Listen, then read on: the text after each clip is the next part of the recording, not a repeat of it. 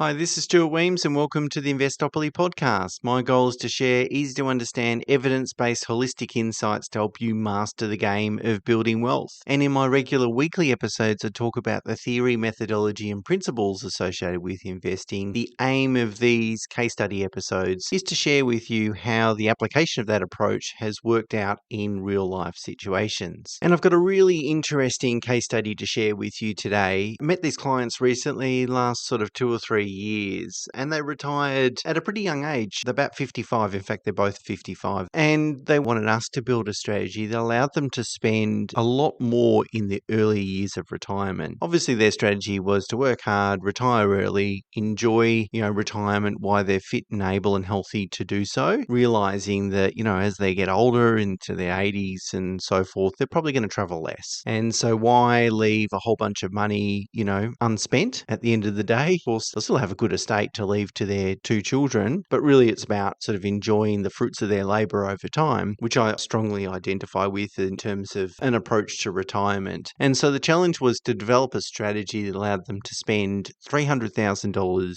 for the first 15 years of retirement. So they're 55 when they started retirement, so it'll take them to 70. Then reduce to $200,000, obviously in today's dollars, for the subsequent 5 years. That takes them to 75. And then post 75, spend $150,000 in today's dollars, really kind of for the rest of their life. And the difference between now versus in 20 years' time in terms of the living expense number is travel. They want to do a lot of travel over the next 15 years. And then obviously they realize that as they get older, they've probably been to lots of places, luckily, but as they get older, maybe they'd like to do less travel. And so the client had a lot of property. He had a family home, of course. He had some superannuation, some cash in the bank because he subsequently sold his family home, and he had a beach house that was worth about $4 million.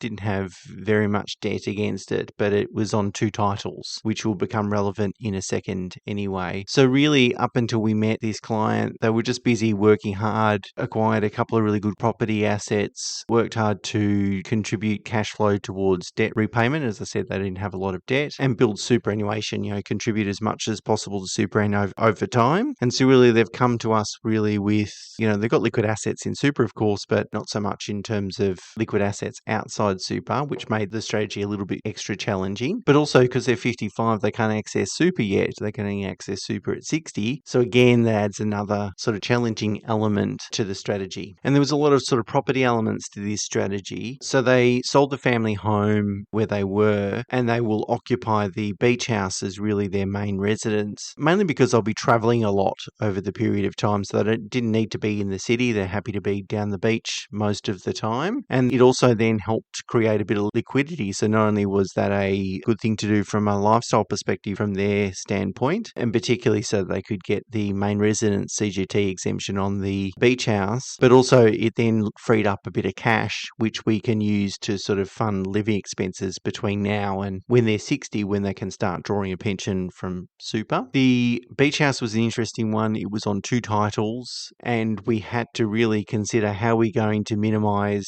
eventual capital gains tax and also land tax as well, given that it's quite possible that they could sell one title. So it was that one title was some vacant land, and the other title was the reasonable sized land with a dwelling on it. And so obviously that gave them flexibility to potentially sell that vacant land down the track, or they could develop that property, build a dwelling on it and sell it, or they could build a dwelling on that vacant land and occupy it and sell the existing one. So we worked through quite a number of different permutations around that, and the main considerations here were capital gains tax and land tax, and trying to sort of feed that into the strategy. And then just to make matters a little bit more complex, they also had a corporate beneficiary. So they've been distributing into a company while they've been working, and that company therefore had imputation credits. And so there was a Div 7A loan that we need to deal with, and then how are we going to get those imputation credits? So imputation credits are really tax credits for tax previously paid in a company or corporate environment. And if you can manage them well, what it means is you can end up getting a refund for that tax that you've paid in the past. And certainly that was one of our considerations, how are we going to best utilize those imputation credits. So there's a lot of moving parts to this strategy, and it really did require, the tax guys were heavily involved, making sure that we were covering off the tax issues. And there was some property elements to it, as I sort of alluded alluded to again that had taxation consequences, CGT and land tax. And as we're recruiting additional staff at the moment, over the last week or so, I've had a few discussions with some experienced financial planners, and it's just absolutely mind-blowing how very little experience they have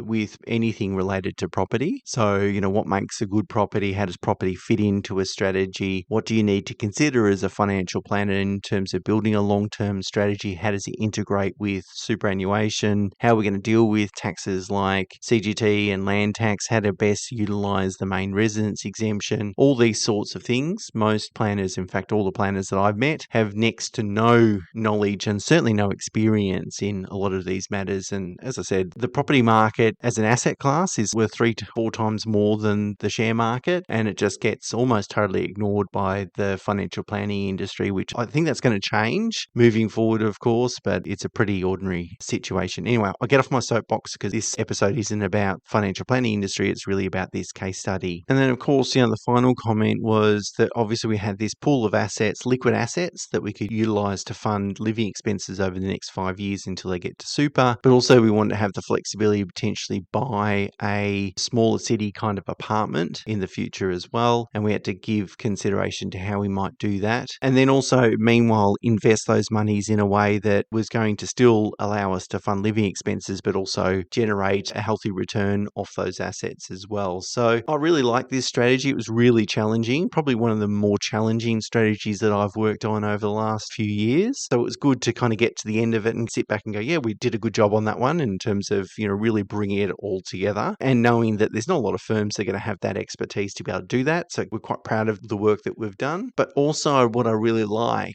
is the overarching sort of goal of the strategy, which is to say, okay, we've worked hard, we've got this pool of assets. How are we now going to use this pool of assets so that we can really enjoy our life as much as possible so that, okay, by the time we pass away, we're still going to have some money in the bank. We're still going to have an estate to pass on to our kids. They're going to have more than enough money, but at least then we've enjoyed or got the maximum amount of enjoyment out of that pool of assets. And I really enjoyed that part of the strategy as well. So I thought it was an interesting one to share with you today. So thanks again for listening. If you enjoy these case study episodes, please leave a rating or comment wherever you're listening, because I've only been doing them for a few weeks or maybe even a month now. And it'd be good to know that people are enjoying them. A bit of a different approach than my normal weekly ones. And until tomorrow, bye for now.